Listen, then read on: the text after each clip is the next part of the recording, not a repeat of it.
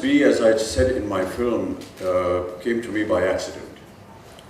During the time of my accident in Coolie in 1982, there were about 200 donors whose blood was taken to be infused into me. And the Australian antigen hepatitis B had just perhaps 3 months ago been detected worldwide, and it was very new, and perhaps it was new for being detected also amongst various tests that were needed to be carried out before giving somebody blood. And therefore, one of the donors was carrying the hepatitis B virus, which went into my system. I continued to function as normally as I would, and in the year 2000, after 1982, in the year 2000, almost 18 years after that event, through a very normal and regular medical checkup that Dr. Barwe, who's our family physician, and me went through, we discovered that indeed my liver had been infected and that I had lost 75% of my liver. So if I stand in front of you today, you're looking at a person who is surviving only on 25% of his liver. That's the bad part. The good part is that you can survive with even perhaps 12% of your liver. But really, no one wants to get into that kind of a condition. The important thing is that it's a very frightening phrase to use on somebody when you say that he's suffering from cirrhosis of liver, because cirrhosis of liver is normally associated with alcohol. I am a non-alcoholic. But to have this stigma of being suffering from cirrhosis of the liver is quite frightening. And when Dr. Barwe treated me, and we went through various tests, and we found that luckily, as fate has always been with me in several of my other ailments, there had been a sort of a remission, which meant that the virus had stopped eating into my liver, and having devoured 75% of it, it was showing some kind of mercy on the balance 25%. We went through a medical course, and I have to say here that during all my ailments and my medical history that I've had, I have always relied on the medical profession in my own country. I know that I have been in situations where I've had the means to be able to get treated abroad, but it has been my faith and trust in the medical profession and the doctors of India that I have always put my faith in, and I'm very proud of the fact that they've always done a marvelous job.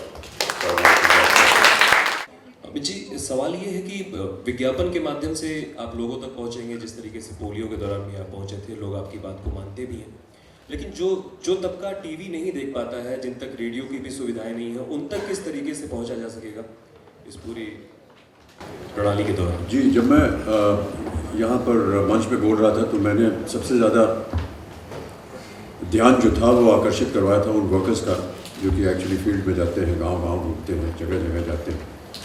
वही लोग हैं जिनके पास TV नहीं है, radio नहीं है, जो इस क्षेत्र में काम करते हैं, और इसीलिए मैं उनकी सराहना इतनी ज़्यादा करना चाहता हूँ, क्योंकि देखिए, बहुत से खूबसूरत चेहरे आकर के कुछ बोल देंगे, कुछ कह देंगे। सरकार जो है अपनी तरफ से अपनी मशीनरी शुरू कर देगी, लेकिन कौन उसको जा कर के इम्प्लीमेंट करेगा, कौन देखेगा कि ये सही जगह पहुंच रहा है, नहीं पहुंच रहा है, ये वो वर्कर्स हैं। वो सबसे महत्वपूर्ण अंश हैं इस कैंपेन के, इसीलिए मैं उनकी सराहना करता हूं। तो आपके प्रश्न का उत्तर ये है कि जितने भी वर्कर्स हैं, उनके द्वारा जो है हमारा जो ये कैंपेन है उन तक पहुँचे। Last time you had spoken about how women suffering from TB are deeply stigmatized in our society. What measures could be taken to erase that stigma? Yeah, I'm glad that you brought it up, because I should really have mentioned it in my address there. But I just felt that I'd already spoken about it in my campaign video that you saw. See, one of the things that that really disturbed me, and I say this not just as an individual, but also now as a representative of UNICEF Girl Child, that there's a huge amount of discrimination that takes place towards women. who's suffering from hepatitis B or tuberculosis. Dr. Barve made a short reference of it in his speech, where he said that even though a pregnant woman is hepatitis B carrier, there is a 90% chance of the child that she's going to give birth to is going to have the same disease. Many of us are not aware that this has become a social stigma where even before marriage or after marriage, if the family of the boy come to know that the incoming lady into the house is infected with a particular disease, many a times they refuse her entry into the house. She is discriminated against. She's alienated. She's put away. I think this is a terrible thing that can happen to any person, any individual in society. And in order to prevent that, that is why we are wanting to lay stress on this point, that this social discrimination has to stop. And it can only stop if we can detect it through awareness, whether somebody has, whether we can start the treatment and prevent people from trying to pursue this horrible stigma that we have, that just because the woman is wrong, therefore she's bad for society.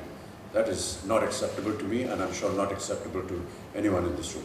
Sir, would you like to use cinema as a medium to perhaps get the stigma out and maybe make a film that focuses specifically on this issue? Yeah, cinema is an entertainment medium. I wouldn't mind doing cinema in the form of a documentary where we talk about all these ailments. But I doubt very much, sir, that you can pick any film, at least from India, where we have not addressed any kind of social issue and found a way around it. We have always stressed upon various important social issues that have plagued our country. And we have taken up, you look at some of the films that have been made, in the 40s and the 50s. Look at films like Sujata and films that were made by Bimal Roy. They've always talked about these stigmas, but have gone around it. We have always found that good has overcome evil. We have given you poetic justice in 3 hours. You and me will not get it in a lifetime. So, films are an entertainment medium, but through that medium, we have never tried to say, oh, just because she's suffering from hepatitis, we're not going to get married to her. I think we've never ever stressed that point. So yes, if you want me to be part of a documentary that talks about this, I'm more than willing to do that. But that's a documentary. And people don't pay, you pay 2,000 rupees to go and see a film in a multiplex, and you're not wanting to see hepatitis B or tuberculosis. It can be a part of the story, which has been very interestingly done in most of our stories. And we've shown in the end that yes, there is success.